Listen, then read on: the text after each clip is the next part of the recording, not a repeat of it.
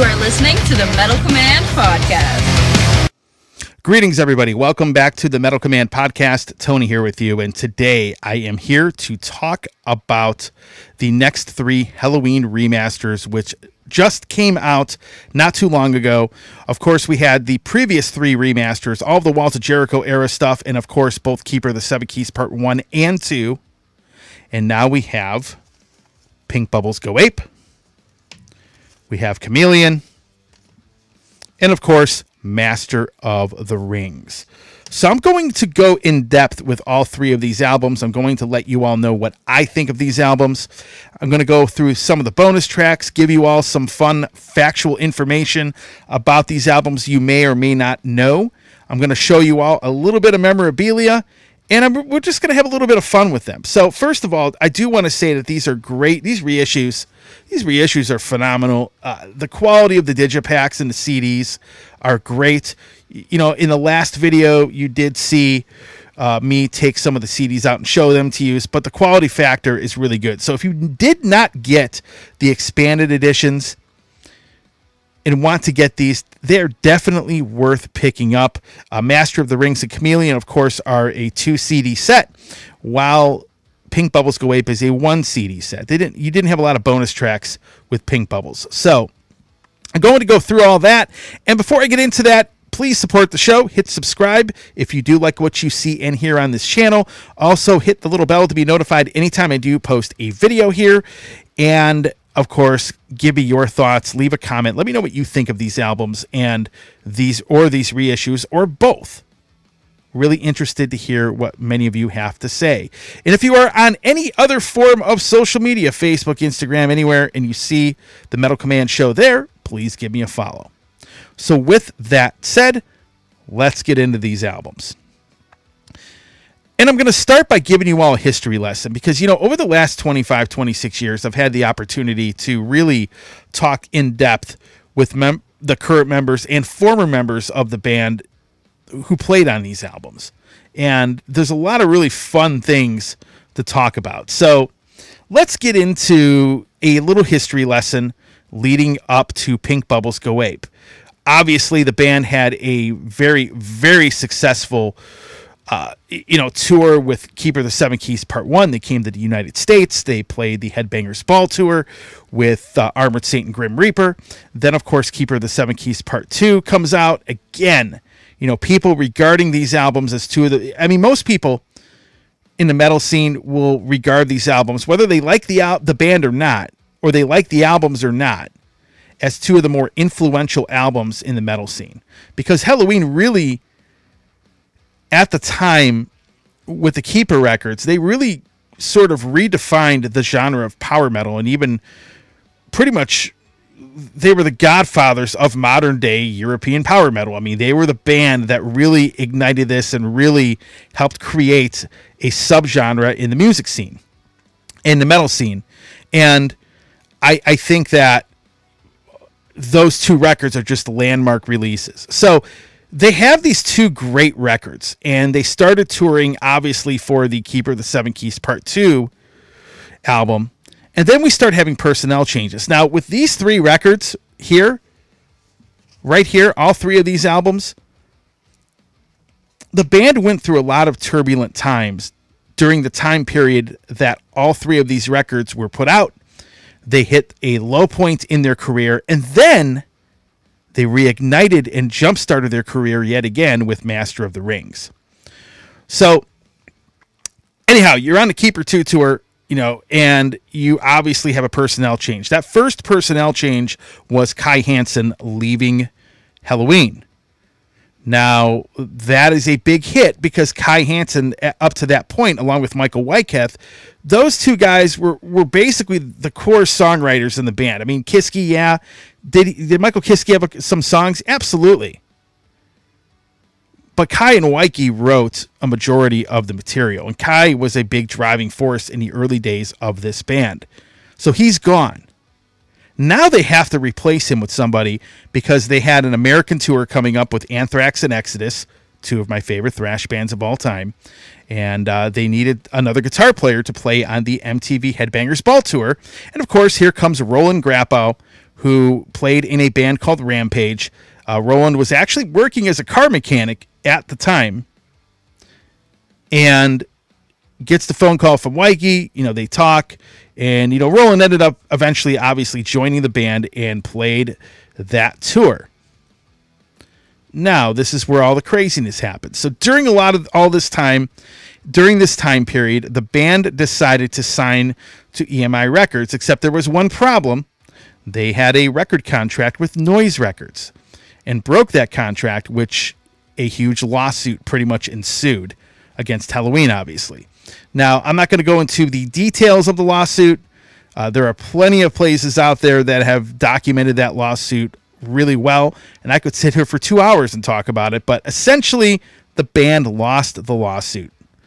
It went through, and I don't know what court is like in Europe, but it went through several levels of court before the band finally lost the lawsuit. And I guess they owed Noise a lot of money.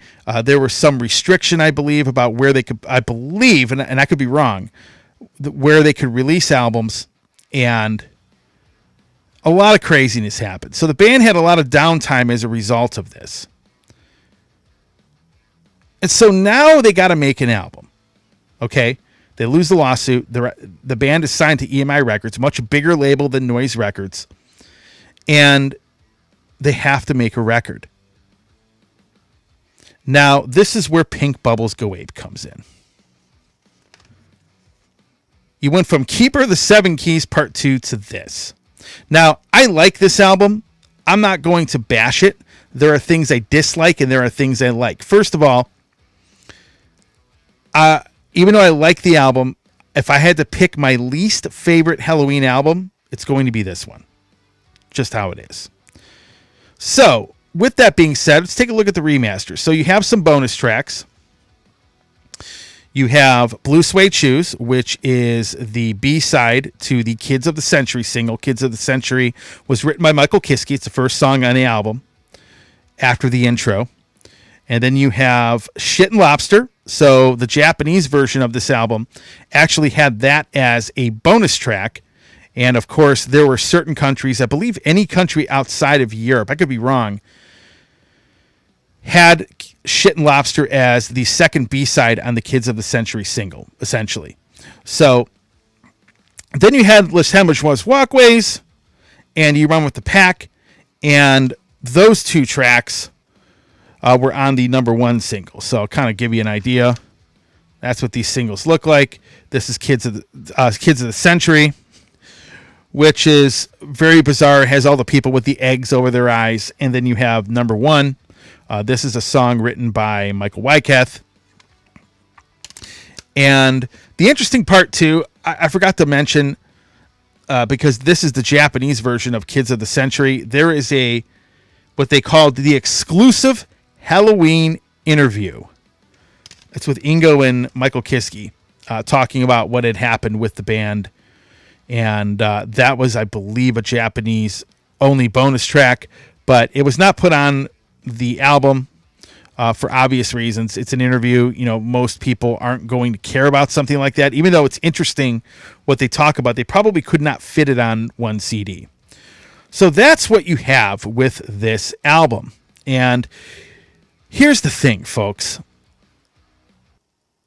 An album like Pink Bubbles Go Ape or Chameleon, a lot of people today, 30 years later, like these albums a lot more than when they came out. There are a lot of people that really like Chameleon. A lot of people like Pink Bubbles Go Ape. But a lot of people like those albums now more so than they did when they came out. So keep in mind, you went from Keeper of the Seven Keys Part 2 and, of course, Part 1 right before that. You had these two epic power metal albums that really changed the landscape in Europe, especially. And you go from those epic power metal albums to this. A woman with a fish that she's looking at. People with eggs over their eyes. Just a very bizarre thing. And a lot of fans at that time were confused. Now, musically, the album is good.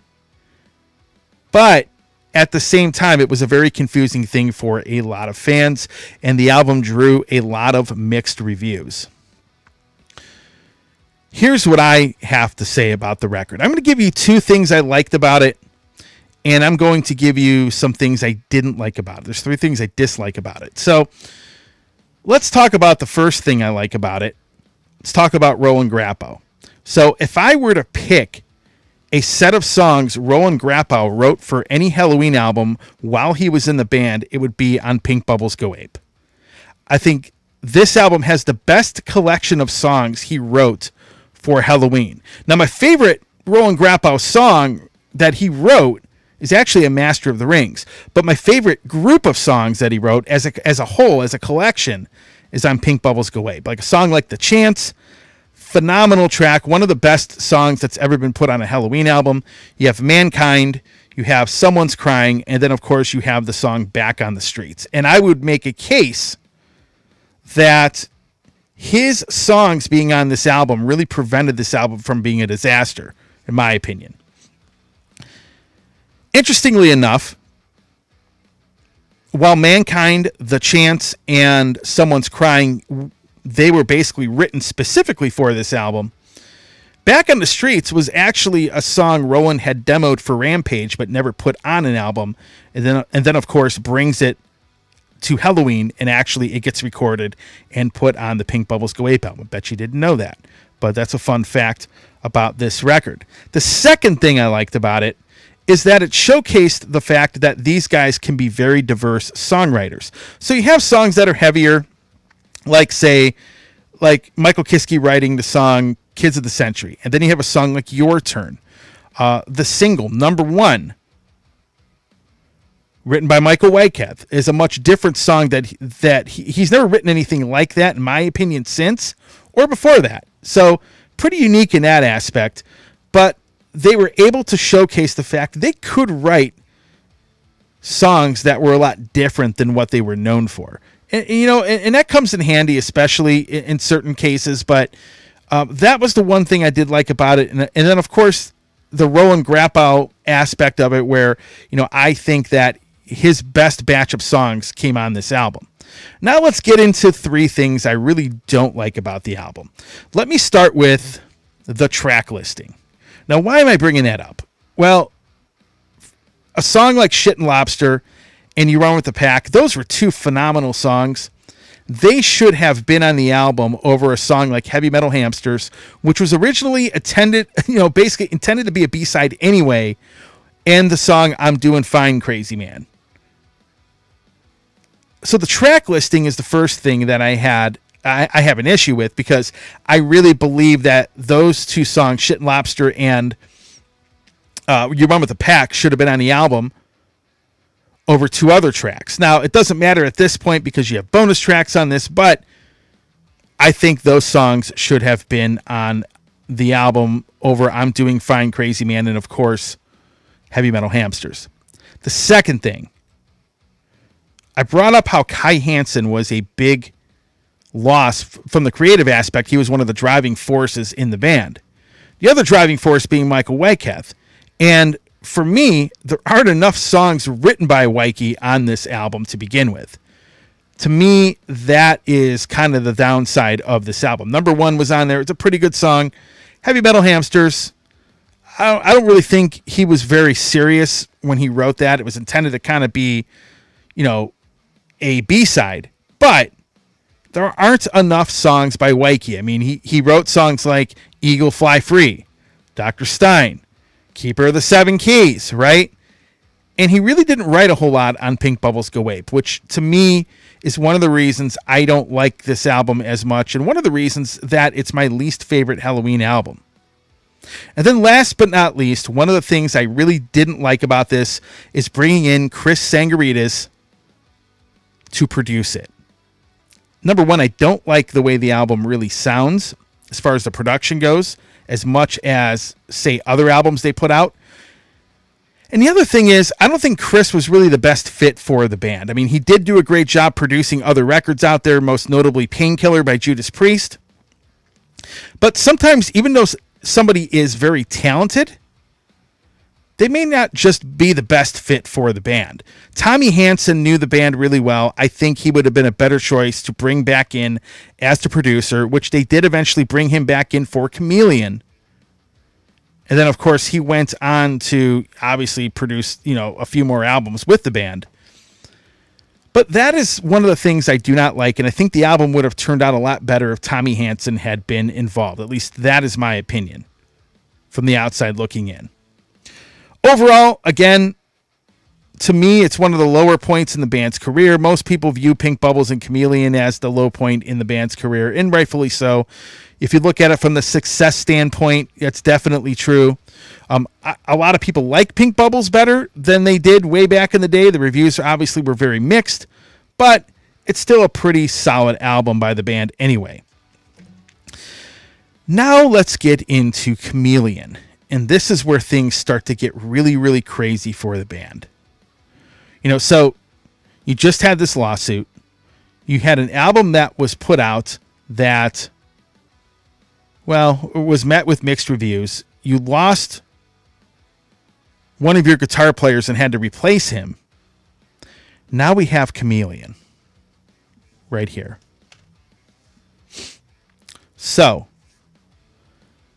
this is probably the album, I guess, that, seems to always be very divided among fans. Now, my personal opinion is this is an excellent record. The songwriting and the production is excellent. Is it heavy metal? Most of it isn't. But I still think it's really well written and really well done for what it is. And I like it better than Pink Bubbles Go Ape. Here's the thing about Chameleon. There's an interview. I got to put some of these interviews up. But there's an interview I did with Michael Kiske. And one of the things he said about this record, and it made a lot of sense to me, is that this is a 3-man solo album. You got 4 songs by Wyke, 4 songs by Roland, and then 4 songs by Michael Kiske. Now, in my opinion, Wyke had the most heavy metal sounding album.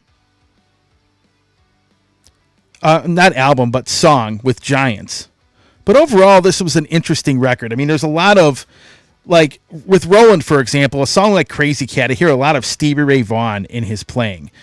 When I listen to some of the stuff like Music and, Step Out of Hell, believe it or not, those were 2 Rampage songs. But you hear a lot of like blues and Stevie Ray Vaughan in his playing, which is interesting because Roland went through a phase where he was doing a lot of Guitar Hero shredding, like Yngwie Malmsteen, stuff like that. But on this album, it showcased a different style to his playing. And overall, the performance by these guys musically, Michael Kiske's vocals on this are phenomenal. It's probably, in my opinion, one of his best vocal performances ever. So you had a lot of orchestrations. You had a really, really solid, tight production for Chameleon. Then you had a personnel change. So Ingo ended up being out of the band. Now this is interesting. I'm going to show you something. A Chameleon tour book. That's right. This is the Japanese, I believe it's for the Japanese tour. And they ended up having a drummer change. Ingo was gone. So, yeah, look at this. Tour dates for Japan. Look at that. Right here. All right. Now, why am I showing you this? Well, they ended up getting a different drummer for the tour. And his name, Richie Abdelnaby. Let you guys see it right here. Here he is. Played on the tour. Was never really like an official full-time member of the band, but nevertheless, Richie was in the band. And this, of course, this tour book is actually pretty cool. You don't really see a lot of these out there, but definitely something very, very cool. And the Japanese tour is pretty successful for him. I'm assuming they still had a very large fan base there. So with Chameleon, you had some interesting bonus tracks. And so I'm going to show you. You know, the album cover is kind of boring. If you look at the singles, like this is the When the Sinner single. You know, you have I Don't Want to Cry No More, and then Step Out of Hell. So you had these 3 singles that came out. Now, the bonus tracks, you have a second disc of bonus tracks right here if you take a look. You have Cut in the Middle, which was written by Marcus. Marcus was starting to really write songs on Pink Bubbles, and then, of course, he wrote some of the B-sides that were on the Chameleon album. You had Introduction and Get Me Out of Here. Introduction's kind of a funny skit by Wyke, and actually, I'm not going to really go into the story with that, but he had a song called Get Me Out of Here. You have another bonus track, Red Sox and the Smell of Trees. It's a very crazy, long instrumental.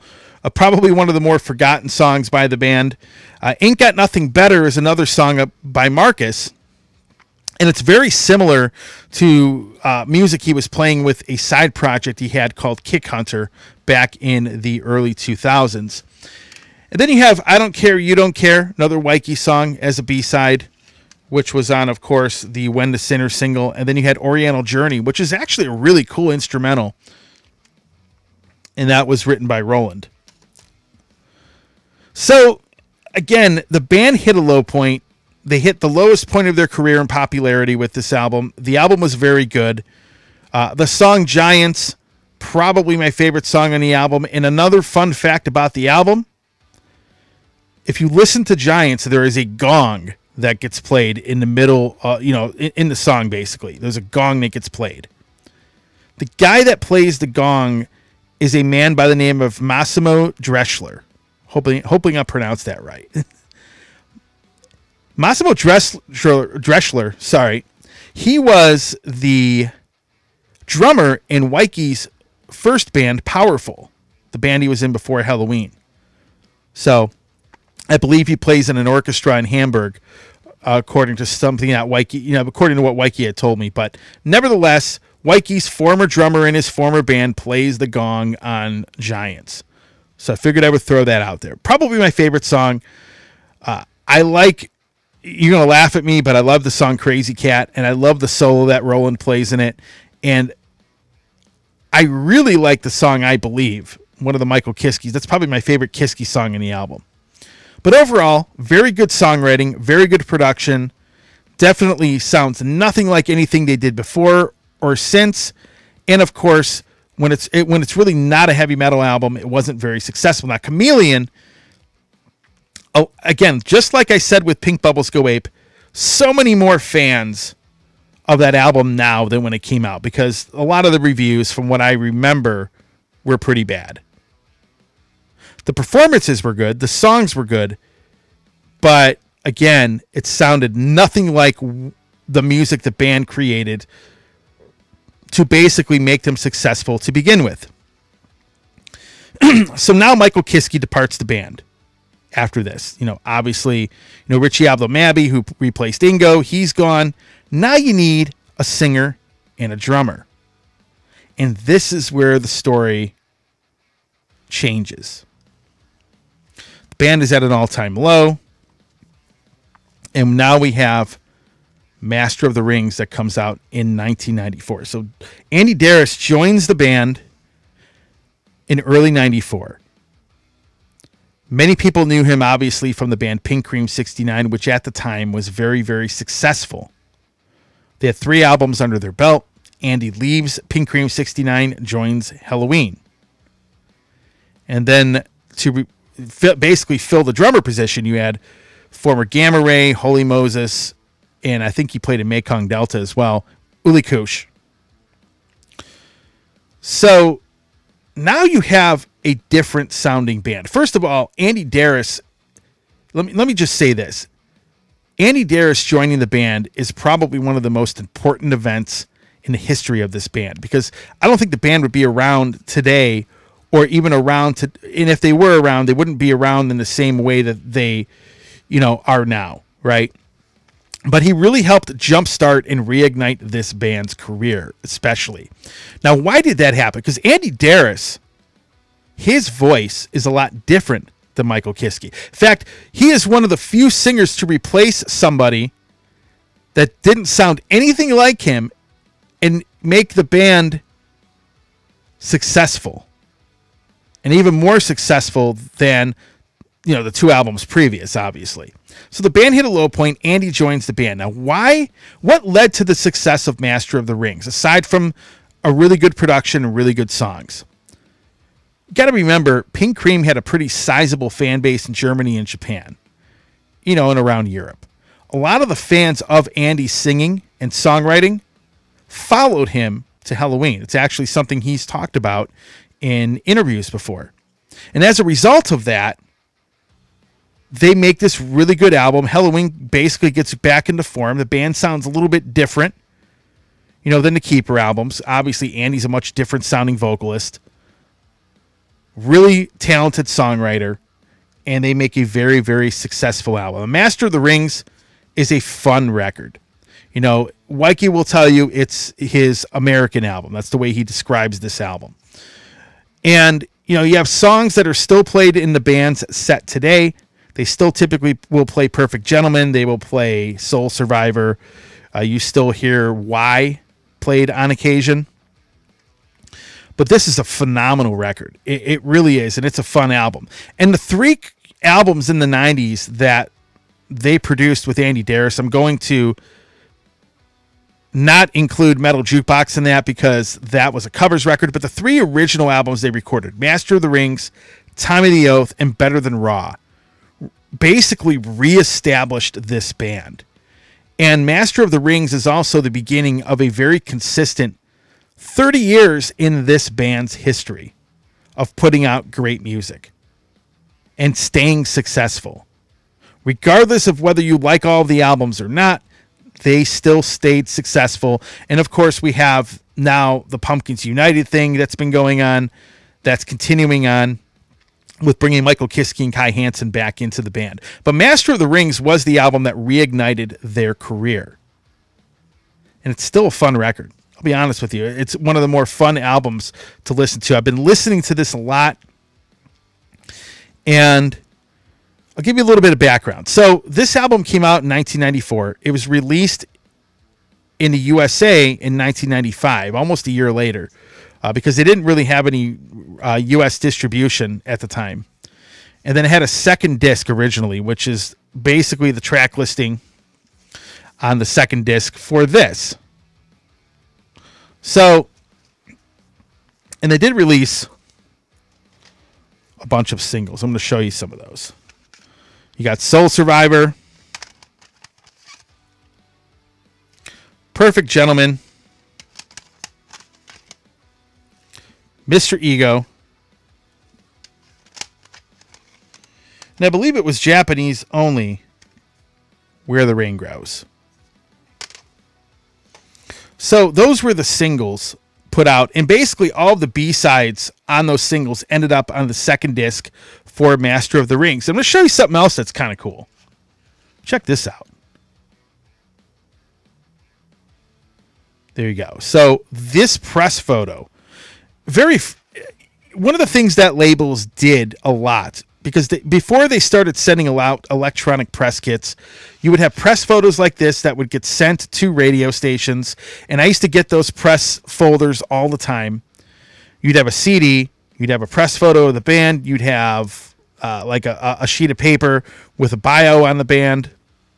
And that's what they basically did. So when Helloween came to the US to promote the album, basically Andi and Wyke came over here to do interviews with people and to do some press here in the United States. They signed a bunch of these photos. Now, the funny thing is with these photos is that the company that actually brought them in, I knew someone that worked there. And one day this package shows up at my door and a guy's like, hey, we had tons of these. You can have them. So that's where I ended up getting a bunch of these photos. But the album itself, again, is very, very good.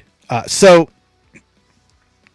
on this record, number one, Where the Rain Grows, was the original name of my fan site. Before I started running the band's website, I had a fan website, which was very common back then, called Where the Rain Grows. My favorite song on the album, probably one of my top 10 Helloween songs. Soul Survivor is phenomenal. Overall, there's not a bad song in this album, in my opinion. And when you look at the bonus tracks, I Can't Fight Your Desire, Star Invasion, Cold Sweat, Thin Lizzy cover, obviously, Silicon Dreams, Grapowski's Malm Suite, 1001 in D-Doll, that's basically him shredding. You have another cover with I Stole Your Love. And then you have Roland Grappow singing on the song Closer to Home, originally a Grand Funk Railroad song. And overall, just a great record. Now, a few things about this. Number one, some great songs on this record. I mean, it's hard for me to pick. Aside from Where the Rain Grows, I think everybody really did a great job as far as the songwriting on this album is concerned. Still We Go is my favorite Roland Grappow song, basically, that he ever wrote for the band. A lot of the stuff Andy wrote these are still songs that I think are still phenomenal. Take Me Home is another Roland Grappow song that I think is very highly underrated. The Game Is On, probably one of my favorite songs that Wyke has ever written. Overall, though, to me, still a fun record. And it's interesting comparing it to Time of the Oath and Better Than Raw. Like, Better Than Raw was more of a produced album, probably the best description to give it. Time of the Oath was kind of more of an old school sounding album. And when you listen to Master of the Rings, it doesn't have like this polished production. It has more of a live feel, like they're playing the songs live when you listen to it on the album. So that's pretty much what I have for you, folks. Hopefully you really got some insight on this as far as these three albums go. But I'll tell you what, phenomenal records. Even though Master of the Rings reignited the band's career, the two previous albums were not viewed very highly by a lot of fans, and probably with most fans, still probably their two least favorite albums. But overall, three really good releases during some very turbulent times, and I got to give Andi Deris a lot of credit. He came into a situation where the band had hit a low point, and really was a guy. He was like a catalyst. I always talk about a catalyst in a band, and he was like the factor that came in and really helped re-energize this whole thing. Now, Uli obviously wrote some great stuff with the band.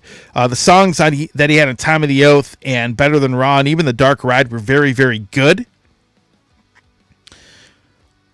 But he didn't really write anything on Master of the Rings, and Uli's a very technically proficient drummer, don't get me wrong, but Andy is the guy for me that really was the catalyst to bringing this band back